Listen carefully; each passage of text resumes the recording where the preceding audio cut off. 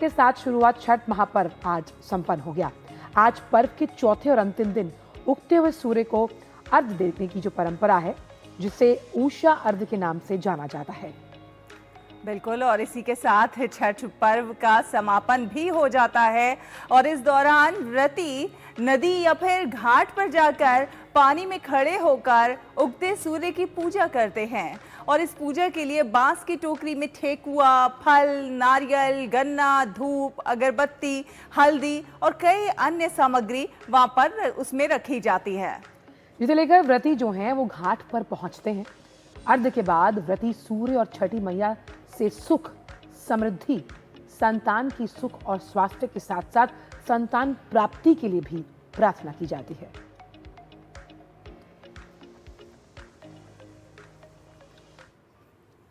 मैं अपनी तरफ से पूरी शुभकामना देता हूं कि छठी मैया सबका कल्याण करें।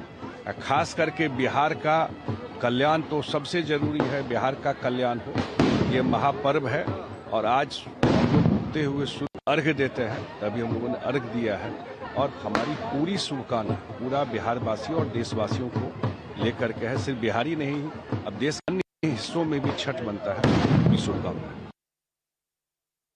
महापर्व जिसे छठ पूजा के रूप में मनाया जाता है, एक कठोर साधना है, कठोर अनुष्ठान है और लोगों की श्रद्धा और विश्वास इतनी प्रबलता के साथ है कि जो मनोरथ लोगों के मनमानस में होता है वह छठी मैया से, भगवान सूर्यदेव से प्रार्थना करते हैं और लोगों के मनोरथ पूर्ण होते हैं। लोग उगते हुए सूर्य भगवान को तो अर्घ्य बराबर देते रहे हैं, लेकिन अस्त होते हुए सूर्य भगवान को अर्घ्य देना, फिर आज उगते हुए सूर्य भगवान को अर्घ्य देना और इतने बड़े अनुष्ठान का हिस्सा बनना मैं बहुत अपने जीवन के लिए यह पवित्र अवसर मानता हूँ।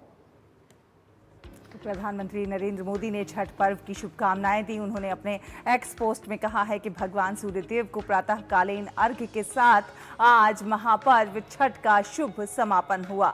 4 दिवसीय इस अनुष्ठान के दौरान छठ पूजा की हमारी भव्य परंपरा के दिव्य दर्शन हुए। समस्त व्रतियों और श्रद्धालुओं सहित पावन पर्व का हिस्सा बने अपने सभी परिवारजनों का हृदय से अभिनंदन। छठी मैया की असीम कृपा आप सभी का जीवन सदैव आलोकित करती रहे। और छठ की छठा से जुड़े तमाम जो विहंगम दृश्य हैं वो लगातार हम आपसे साझा करते रहे हैं और हमारे 2 संवाददाता ग्राउंड जीरो पर मौजूद हैं। राजेश राज बेगूसराय से मौजूद है और मोहित शुक्ला दिलवालों की दिल्ली से मौजूद हैं छठ की इस छठा के लिहाज से। सबसे पहले मोहित शुक्ला का रुख करते हैं। मोहित, दिल्ली वालों के लिए आज का दिन बेहद अहम, क्योंकि यहाँ पर भी एक छोटा बिहार बसता है और ऐसे में किस तरह छठ की छठा आपको वहाँ पर नजर आ रही है, रमणीय दृश्य, और साथ ही साथ जब आप वापस आएंगे तो ठेकुआ लेते आइएगा।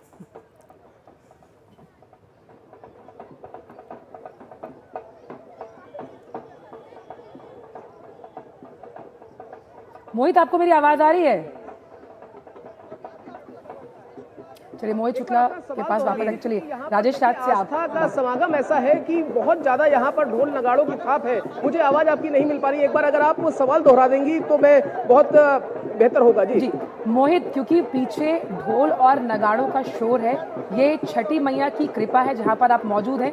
कुछ दृश्य आप हमें दिखाइए कि किस तरह से घाट पर ये रमणीय छठा बिखरी हुई है और जब आप ऑफिस आएंगे तो ठेकुआ लेते आइएगा।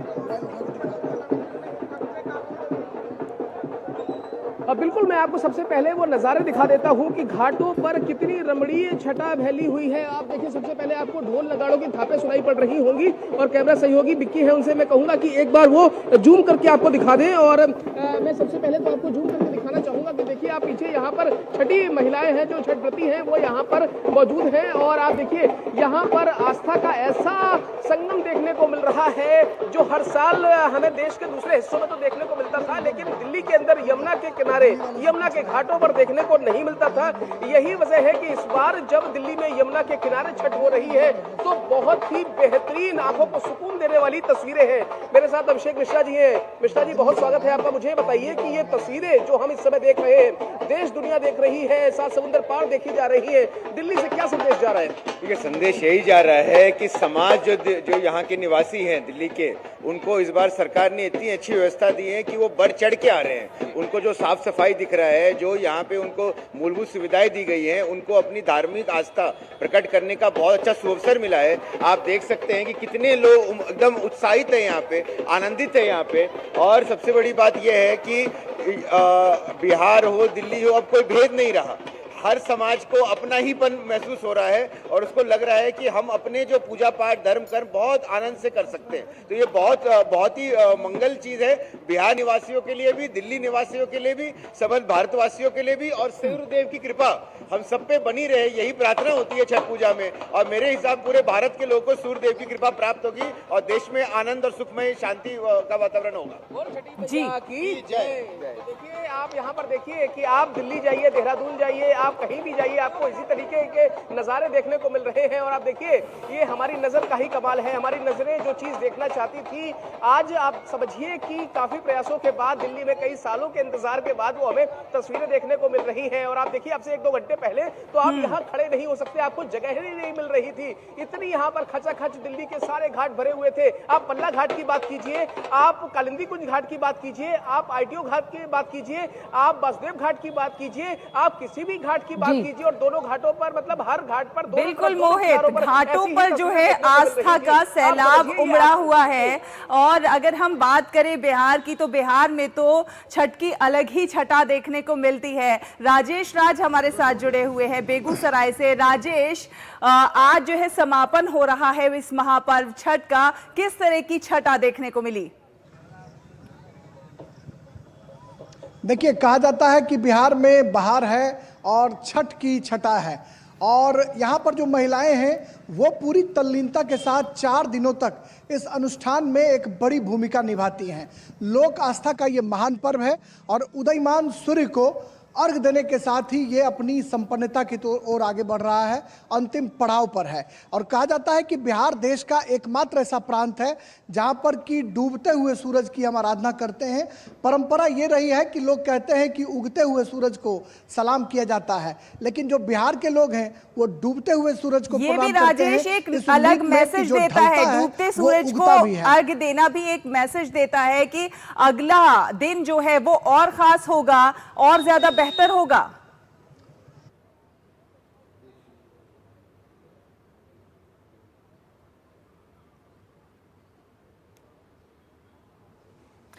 चलिए मोहित, क्योंकि आप जिन घाटों पर मौजूद हैं, इससे इतर अगर हम बात करें पिछले कुछ सालों की, तो एक झाग वाला घाट नजर आया करता था, लेकिन आज छठ व्रतियों को जिस तरह का सुगम सहज माहौल मिला है, उनके लिए इस बार का छठ अपने आप में बहुत अनूठा, खास रहा आध्यात्मिक लिहाज से।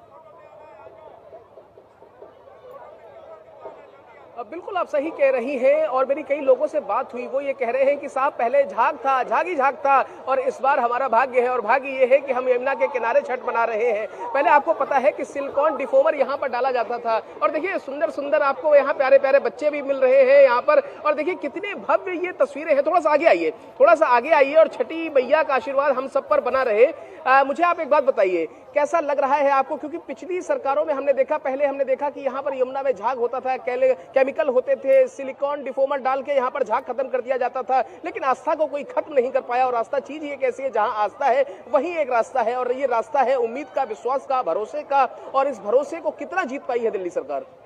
देखिए, पहले तो था मतलब यमुना नदी से पास में ही जाते स्मेल आता था, अजीब सा, मतलब उसमें उतरना, तो मतलब उतरने के लिए भी लोग सोचते थे मतलब कैसे मतलब अर्घ दे।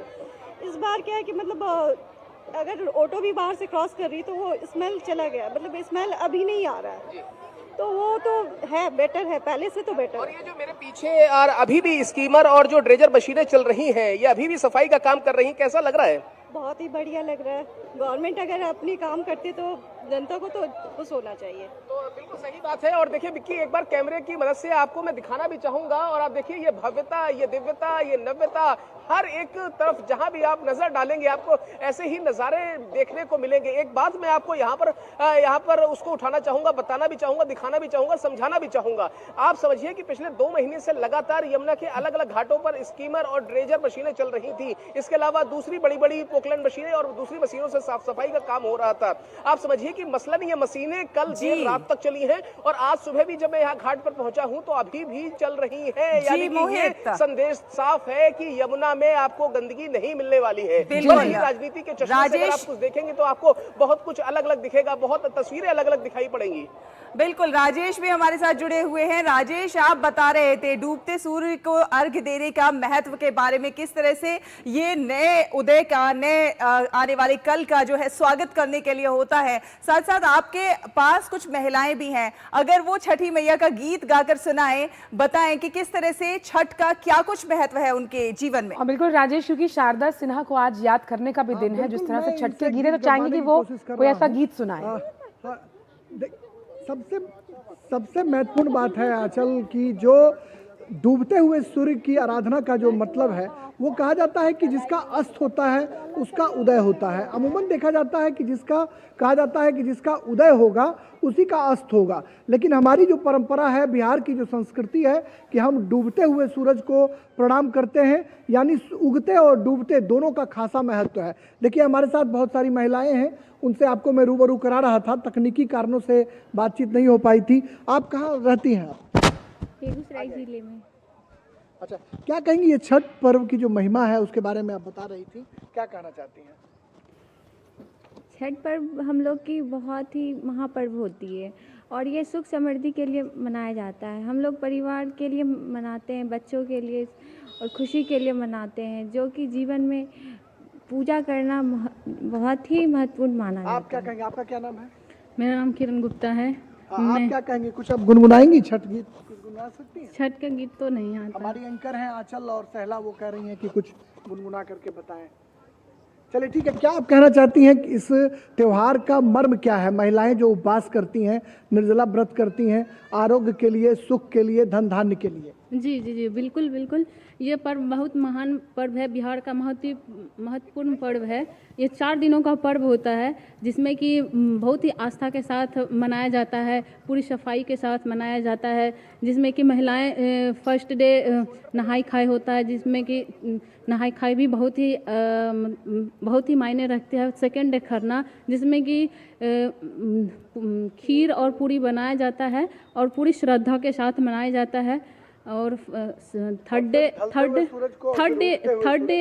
डे मनाया जाता है। और ढलते हुए छठ में हमने देखा कि कई संस्कृतियों का मेल है राजेश।